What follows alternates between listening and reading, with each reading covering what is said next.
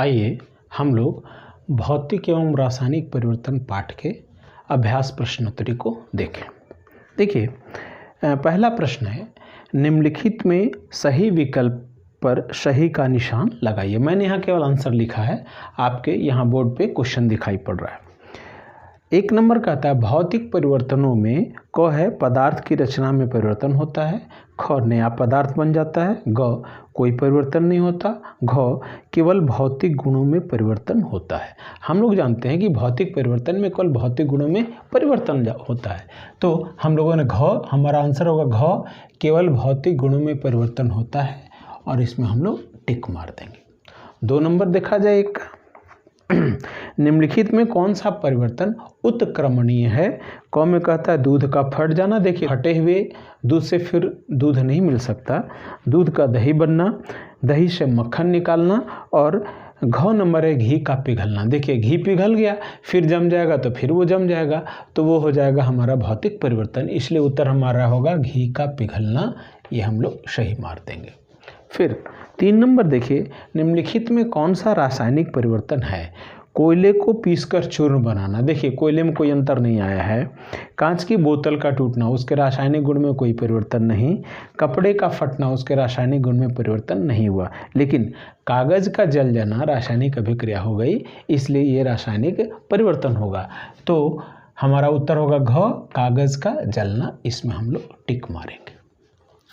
प्रश्न नंबर 2 देखिए, एक ऐसी घटना लिखिए जिसमें भौतिक और रासायनिक दोनों तरह के परिवर्तन होते हैं। देखिए मोमबत्ती जब जलती है तो उसके आकार में परिवर्तन होता है, वह हो गया भौतिक परिवर्तन, और साथ ही साथ चूंकि वो ऑक्सीजन से जल के फिर नए पदार्थ बना, वो रासायनिक परिवर्तन हो जाता है। इसलिए मोमबत्ती का जलना यह एक ऐसा उदाहरण है जिसमें दोनों परिवर्तन हो रहे हैं, इसलिए हम लोग उत्तर लिखे मोमबत्ती का जलना। अब आइए 3 नंबर प्रश्न कहता है निम्नलिखित को भौतिक एवं रासायनिक परिवर्तनों में वर्गीकृत करिए। देखिए हमने यहाँ लिख दिया भौतिक परिवर्तन, इधर रासायनिक परिवर्तन। एक एक परिवर्तन को हम लोग पढ़ते जाए, यहाँ लिखते जाए। देखिए चावल का पकना ये रासायनिक है, तो यहाँ लिख दिए। दूसरा है दूध से दही बनना, यह भी रासायनिक परिवर्तन है, तो यहाँ हम लोगों ने लिख दिया। फिर है मोम का पिघलना, देखिए ये भौतिक परिवर्तन होगा, तो हम लोगों ने यहाँ लिखा मोम का पिघलना। फिर है भोजन का पचना, ये रासायनिक परिवर्तन में आ गया। फिर जंग लगना, ये भी रासायनिक परिवर्तन में आ गया। अगला है प्रकाश संश्लेषण की क्रिया, ये भी रासायनिक परिवर्तन हो गया। फिर है धान से भूसी को अलग करना, ये भौतिक परिवर्तन होगा। उसके बाद है आपका आटे से रोटी बनना, ये हमारा रासायनिक परिवर्तन है। उसके बाद में है पत्तियों से खाद बनना, यह भी रासायनिक परिवर्तन है। और बर्फ़ का पिघलना, यह हमारा भौतिक परिवर्तन है। इस तरह से हम लोगों ने दोनों में वर्गीकृत किया। प्रश्न संख्या 4 कहता है कॉपर सल्फेट के रवे कैसे बनते हैं, सचित्र वर्णन करिए। देखिए चित्र तो आपके ये बोर्ड पे चित्र दिखाई पड़ रहा है। अब ध्यान दीजिए कि हम लोग जानते हैं कॉपर सल्फेट का रवा जिस प्रक्रिया के द्वारा बनाया जाता है, उस प्रक्रिया को रवाकरण या क्रिस्टलाइजेशन कहते हैं। अब इसको हम लोग करते कैसे हैं? सबसे पहले जैसा कि चित्र में दिखाया गया है, हम लोग क्या करते हैं कि एक बीकर लेते हैं, बीकर में जल लेते हैं और उसमें कुछ बूंदें सल्फ्यूरिक अम्ल की डाल देते हैं। उसके बाद उस जल को गर्म करना शुरू करते हैं और उसमें कॉपर सल्फेट धीरे धीरे हम लोग घुलाते जाते हैं। घुलते घुलते एक ऐसी स्थिति आती है जब और कॉपर सल्फेट उस ताप पर उस विलयन में घुलाना संभव नहीं हो पाता। इस तरह से हमको कॉपर सल्फेट का जल में संतृप्त विलयन मिल जाता है। अब हम लोग क्या करते हैं कि उस विलयन को छान लेते हैं, छन्ना पत्र से छान लेंगे और छानने के बाद उसको ठंडा होने के लिए छोड़ देते हैं। जब वह ठंडा हो जाएगा तो हम देखते हैं कि उसमें कॉपर सल्फेट के रवे हमको दिखाई पड़ते हैं, जैसा कि चित्र में दिखाया गया है। इस तरह से ये पूरी प्रक्रिया संपन्न होती है। क्वेश्चन नंबर 5 है लोहे की अलमारी को पेंट क्यों करते हैं।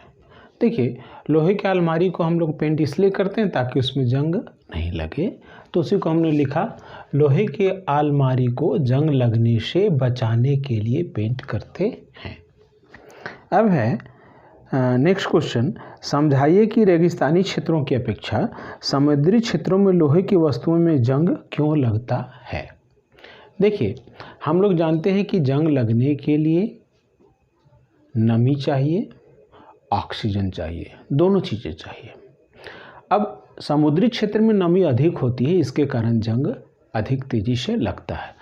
वही हम लोगों ने लिखा, समुद्री क्षेत्रों में रेगिस्तानी क्षेत्रों की अपेक्षा वायु में नमी की मात्रा अधिक होती है, इस कारण वहाँ लोहे की वस्तुओं में जल्दी जंग लगता है। प्रश्न नंबर 7 है, भौतिक व रासायनिक परिवर्तन में अंतर को उदाहरण सहित लिखें। आइए, हम लोगों ने इधर लिखा है भौतिक परिवर्तन, इधर रासायनिक परिवर्तन। देखिए 1 नंबर, भौतिक परिवर्तन में आकार एवं अवस्था में परिवर्तन होता है, लेकिन रासायनिक गुण नहीं बदलते, जैसे घी का पिघलना। यहाँ देखिए, रासायनिक परिवर्तन में भिन्न रासायनिक गुणों वाले पदार्थ बनते हैं। जैसे मैग्नीशियम और ऑक्सीजन की अभिक्रिया होती है तो एक नया पदार्थ, नया रासायनिक गुण वाला पदार्थ बन जाता है मैग्नीशियम ऑक्साइड। दूसरा देखिए, भौतिक परिवर्तन प्रायः उत्क्रमणीय होते हैं, जैसे जल से बर्फ बन जाना और पुनः बर्फ से जल बनना उत्क्रमणीय है। लेकिन रासायनिक परिवर्तन अनुत्क्रमणीय होते हैं, जैसे दूध से दही बन जाती है, लेकिन उसी दही से दूध बनना संभव नहीं है।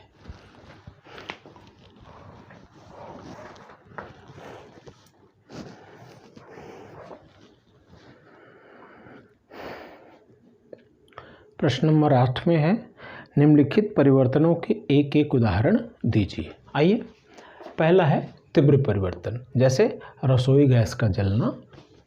ऊष्माशोषी परिवर्तन, ग्लूकोज का जल में विलयन बनना। ऊष्माक्षेपी परिवर्तन, कोयले का जलना। अगला प्रश्न है, जंग क्या है, इससे क्या हानियां हैं, इससे बचने के क्या क्या उपाय किए जा सकते हैं। तो ये सबसे पहले जंग देखिए, लोहा नमी की उपस्थिति में वायु के ऑक्सीजन से अभिक्रिया करता है और अभिक्रिया करके लोहा ऑक्साइड बना लेता है, और इसी को हम लोग कहते हैं जंग लगना। इससे हानियाँ क्या क्या है। पहला, लोहे की वस्तुओं का क्षरण होता है, मतलब धीरे धीरे वे वस्तुएं समाप्त हो जाती हैं। और दूसरा है, जंग की वस्तुओं से चोट लगने पर टिटनस रोग होने का खतरा बना रहता है। अब देखिए, जंग से बचने के उपाय। पहला है, लोहे की वस्तुओं को पेंट करके। दूसरा, वस्तुओं पर ग्रिज लगाकर, और यशत लेबन के द्वारा भी हम लोग जंग से बचा सकते हैं। अब आइए, 10वां और आखिरी प्रश्न है, स्टील के चम्मच को आचार के डब्बे में नहीं रखना चाहिए, क्यों। देखिए, स्टील के चम्मच में लोहा मिला होता है। हम जानते हैं कि स्टील लोहा का मिश्रतु है। अचार में अम्ल होता है, जिसके कारण अचार हमको खट्टा लगता है। चम्मच को अचार के डब्बे में रखने पर लोहा और अम्ल में अभिक्रिया के कारण हानिकारक पदार्थ बनेंगे, जो हमारे लिए नुकसानदायक है। इसलिए चम्मच को डब्बे में नहीं रखना चाहिए। इस प्रकार से हम लोगों ने पूरे अभ्यास प्रश्नोत्तरी को समाप्त किया। धन्यवाद।